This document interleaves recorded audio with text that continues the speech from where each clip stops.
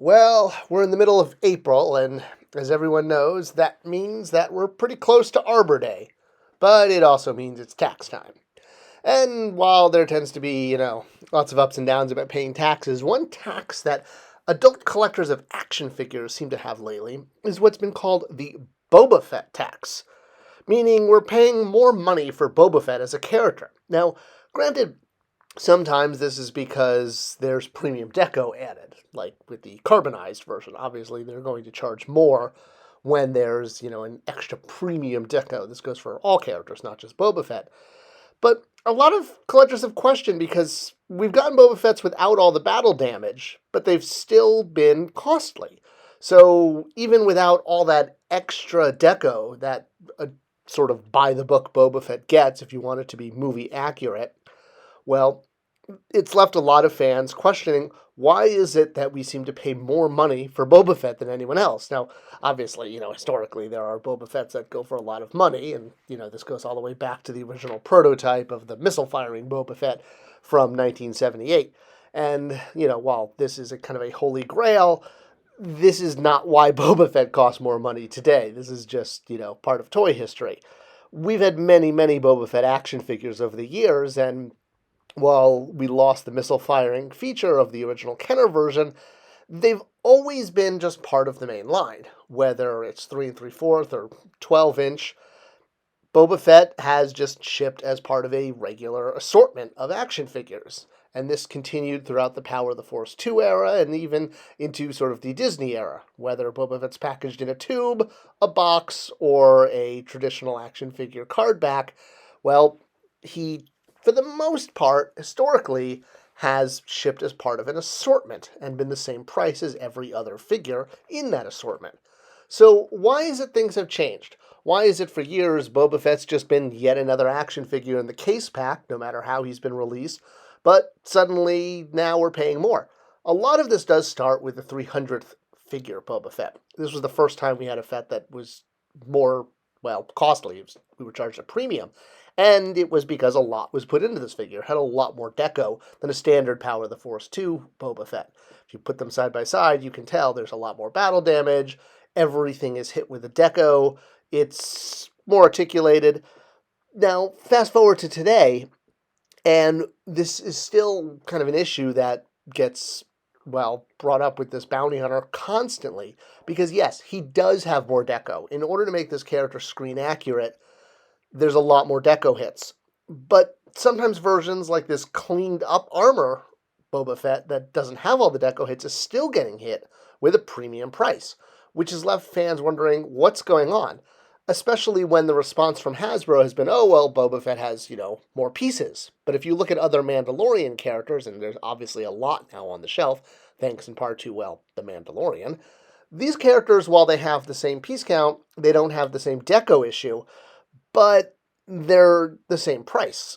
So these aren't really acceptable reasons to pay a higher price.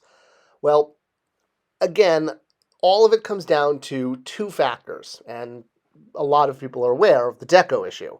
When I was at Jakks Pacific and we did a Boba Fett for San Diego Comic-Con, that was the only time we were able to put all of the deco on because we could charge a little bit more.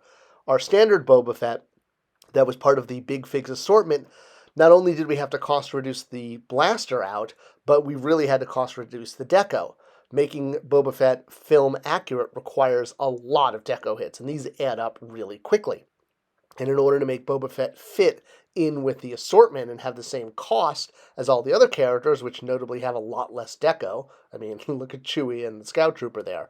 Very little deco compared to what Boba Fett has. I mean, exponentially, which is why in the main line, he had to be cost reduced, including not being able to afford the blaster. But when the Comic-Con version came along, not only were we able to do a deco that hadn't been done as an action figure previously, yeah, it had been a super deformed figure, but, an articulated figure. But again, we were able to add in all of that battle damage and all of the premium deco hits that he requires to be screen accurate. And, it went over very well. I think the fan community enjoyed having something that was a little different and something more premium.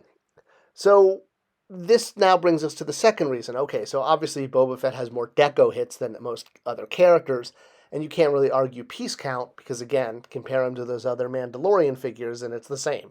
Jetpack, removable helmet, blaster, belt, etc., etc. All right.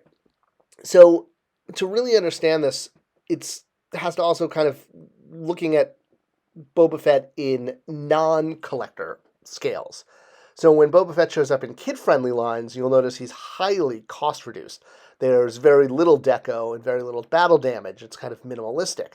And this is when he's able to maintain the same price point as an assortment.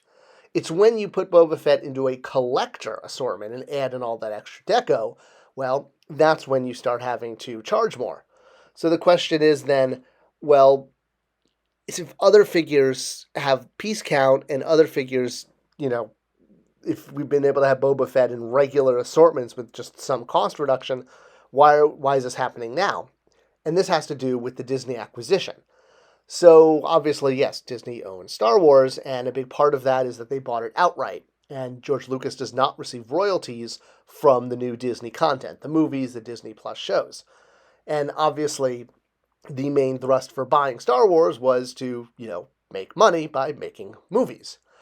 What they don't tell you is that while Lucas doesn't get a royalty from the films, he still gets a royalty from merchandise from the classic trilogy.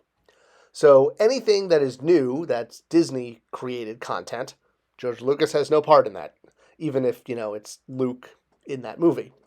The original trilogy, though, however, is completely George Lucas's creation, and while Disney owns it, Lucas gets a royalty on every original trilogy figure, meaning anyone from this guy here all the way, to Han Solo pays George Lucas a royalty.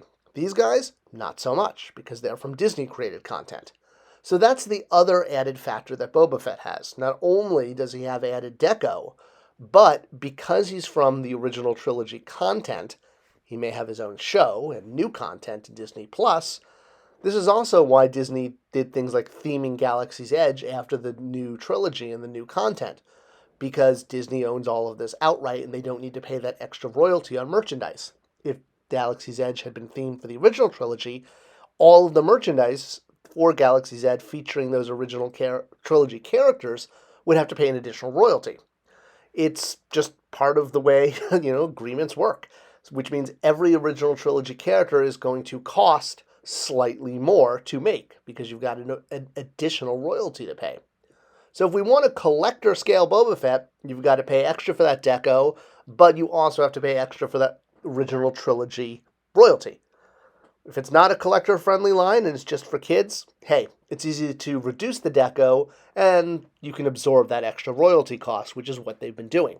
But combine them together, the extra additional royalty of being an original trilogy character, along with the, I almost might call it ridiculous amount of deco you have to add to Boba Fett to make him screen accurate for a collector line, that's why we now get charged a Boba Fett tax. It's from two independent issues, deco and royalties, but combined means that it costs more to make Boba Fett action figures. And that cost has to get passed on to consumers when it costs the company more to make it. I hope you'll share this video with others who may question what the Boba Fett tax is. I hope everyone survived their own tax time, and the best way to support this channel is to share. So thank you for doing that. Thanks for commenting, and thanks for watching. I'll see you guys in the next video.